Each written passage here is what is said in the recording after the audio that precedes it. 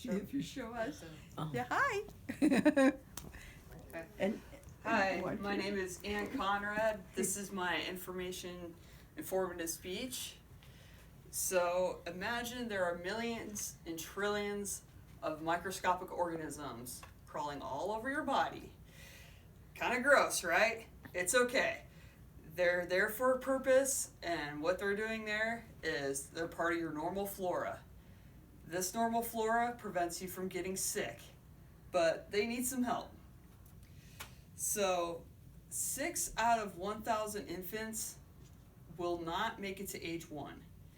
But that's a remarkable fact, or a standby, because 150 years ago, they would not even have that close of a chance, because our nation has improved its standards on sanitization, medicine, and vaccinations.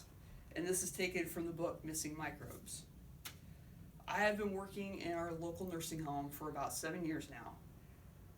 And that population is decreasing in health because of they have chronic conditions, and they're just elderly, so they can't fight off colds like younger people can. So the purpose of this speech is I want my audience to understand the importance of hand washing and hand hygiene practices. In fact, hand hygiene is one of the most important activities one can do to prevent the flu and any cold but first, let's get learning about our bacteria friends. So this right here is E. coli. Bacteria is one of the oldest life forms on the planet. They've been here long before us, humans, and they'll be here long after us. So E. coli is the most common pathogen in healthcare acquired infections. And this here is Semmelweis. Imagine you're a pregnant lady in the 1800s. Your doctor has just performed an autopsy on a man who's passed away and is now about to deliver your baby. He didn't wash his hands, and he's about to deliver your kid. This man here proposed the theory of all doctors who do a dissection or an autopsy should use chlorinated hand water before delivering babies. And it worked. Moms and babies had a chance of survival of over 20%. So this man was amazing. And along with that, we have right here the chain of infection. There are 6 steps to the chain of infection.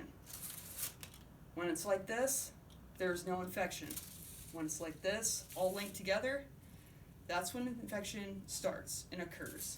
There are 6 steps. The infectious agent, which is a bacteria or some other microorganism. The next one is the reservoir. That's how the bacteria grows.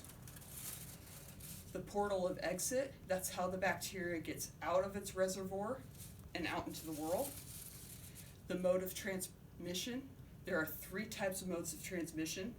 There's a vector, and that's a mosquito, a fly. There's droplet, that's why you cough into your elbow. And the portal of, sorry, I got a little lost here. The portal of entry, that's how the microorganism gets into your body. So that could be from a surgical site, your mucosal lining, and then a susceptible host. So that's where your people who are immune compromised, like your infants and your elderly.